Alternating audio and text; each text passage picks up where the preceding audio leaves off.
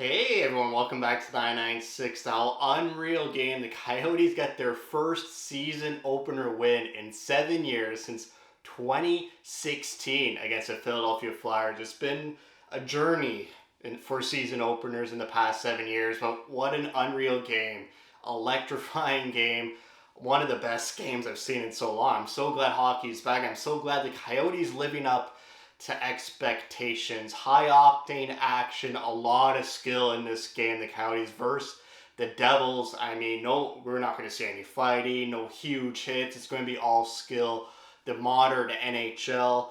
When I saw, New Jersey was playing last night against the Red Wings, I'm like, Coyotes might catch them tired, but the Devils are a Stanley Cup contending team, projected to be, and they had their backup in it, Schmid, and I wrote down immediately the Coyotes better test this goalie. They're going to face a lot of backups. They're still not that team where teams on their schedule are going to play their starting goalie. They're going to play their backup goalie. The Coyotes are one of those teams you play your backup because you think you're probably going to win those games anyway, and that's how the Coyotes are going to sneak up on teams.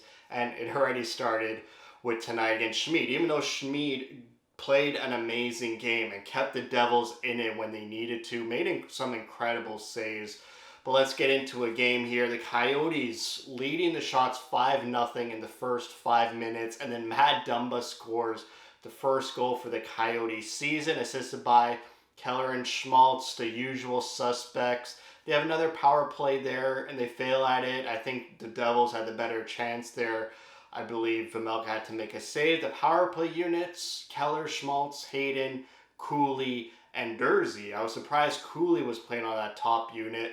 But, that was all those question marks were answered at the end of the game. Power play number 2, Michelli, Kraus, Bukestad, Zucker, and Valimaki. Again, surprised Bukestad's there, but, maybe he's there for the face-offs, and he is there for the face-offs. One of the better face-off men we have. Penalty kill, we kill.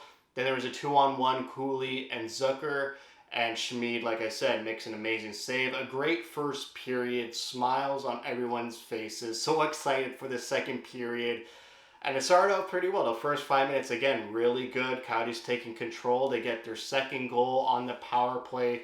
Sean Dursey by Keller and Cooley. Cooley's first point in the NHL. It's crazy how the first 2 goals for the Coyotes this season were by newcomers, and both on the defense, Dumba and Dursey. To be honest, I didn't notice Dumba at all after his goal, but we'll get there. So the second period, they're up 2-0, and then it all becomes just a frustrating, 15 minutes. This was a grueling period to sit through. I don't know if I say the Coyotes were undisciplined or the Devils were playing better. It was none of that. It was some questionable calls here and there. It starts with the Cooley embellishment call, which I don't understand how you call that diving. He was hit, interfered with, and Cooley's a small guy and goes for a tumble.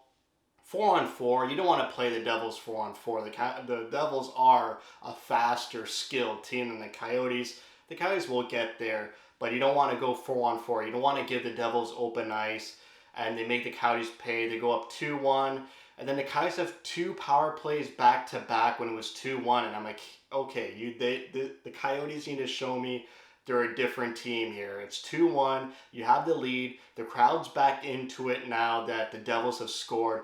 2 power play. There's an opportunity to increase the lead, get some insurance, be better on your special teams, and that's what I was saying in the season preview. Get a good power play with all this talent, and you could win these games. You can get a goal on these back-to-back power plays and make it easier for yourselves. But they make it harder. They fail on both those power plays, and instead they even get a penalty. The Devils make it 2-2, and then they make it 3-2 near the end of the second period with a 5-3 goal. So the Coyotes go into the third period down 3-2.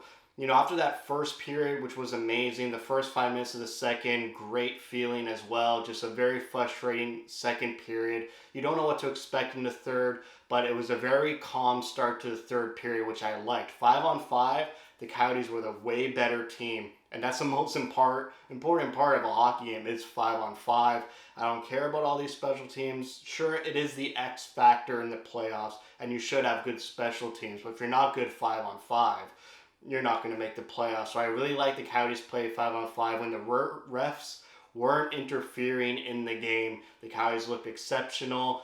Keller's on the ice more, but it was more the fourth line that was getting this team back into it in the third period. And then they had an early power play. They failed that, and then the turning point was Vamelka with a breakaway save on Yester Bratt, a huge save, and immediately after, the Coyotes go back on the power play, and Logan Cooley with an unbelievable pass to Schmaltz one times it in the back of the net.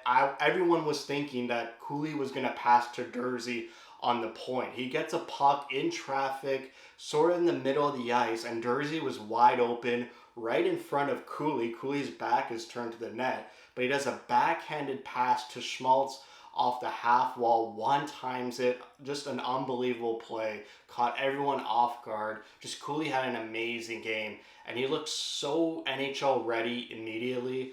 I just was so impressed by Cooley, and the fact that he's so good right now, and having a 1-2 punch of Keller and Cooley, it's unbelievable to watch. I mean, we might get to a point where Cooley needs to play with better players. I really didn't notice Kerfoot offensively. Zucker was pretty good. I just noticed him more as a battling on the boards or battling for pucks. Just really a hard-nosed grinding type game Zucker played. But, they tied up 3-3, end of the third. Overtime, back and forth play. Coyotes get a power play last minute, but they fail at that again. And then the shootout, they win 4-3, a huge 2 points. We're finally at a season where we could start counting points and hoping the Coyotes get as much points as possible. No longer is there an elephant in the room about the tank and high draft pick and high lottery odds. As many points as possible, and the Coyotes win the first game on the road in New Jersey, a tough building to play in, and they got the back-to-back New York starting Monday, I believe. This was an exceptional game. 52% on faceoffs, 2 for 7 on the power play. That could be much better. Along with the penalty kill, they were 3 for 5. So they got some work to do on their special teams. It's great to see the new guys in Dumba and Dursey score. Cooley had an amazing game. I liked Dermott. He was very sound defensively. And then they had Dursey and Brown as a defensive pairing. And for such a high-risk, high-reward player in Dursey, it shows that the coaching staff likes Brown and loves him as a steady D-man. And after acquiring Brown last or 2 off seasons ago, and all the Ottawa fans were laughing at us, Brown's the worst player ever. He is very stout defensively, and he's got the trust in the coaching staff. So we'll see how that goes.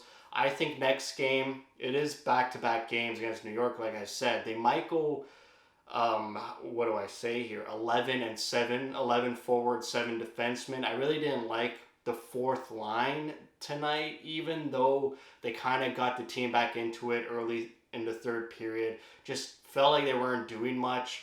And it's sad to see because McBain was playing so well at the end of last season when he was paired with Michelli and Krause. To see him with anchors in O'Brien and Carcone couldn't really get it going either. Just felt bad for McBain. He's a good player.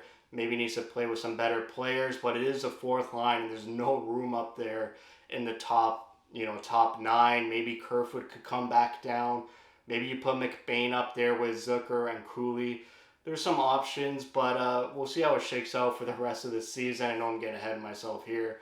Shots 34 for the Coyotes, 36 for the Devils. The Coyotes managed to get over 30 shots, over 25 shots. It happens so rarely.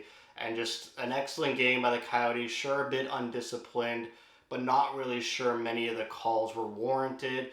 Could be a bit better on the power play. A couple of the power plays, they tried so hard to gain the offensive zone to failure. And there was a couple power plays where half the power play was just a struggle to gain possession. So, it was a great game. 2 points, a huge win against a really good Stanley Cup contending team in the Devils who were playing back-to-back. But just so excited for this team and such a great first game. If this game was like a blowout like last season where we got blown up by the Pittsburgh Penguins, would have been bad taste in the mouth right after that off season where everyone's riding the high. And it's great to see that the team's riding that high too. The expectations for the fans and the teams it seems cohesive. It seems everyone just wants this team to turn the corner. And if they continue to play 5-on-5 like they did, they're going to have a lot of success this upcoming season. So that's it for me. Thank you for watching. If you like what you see, spread the word. And as always, thank you for your support.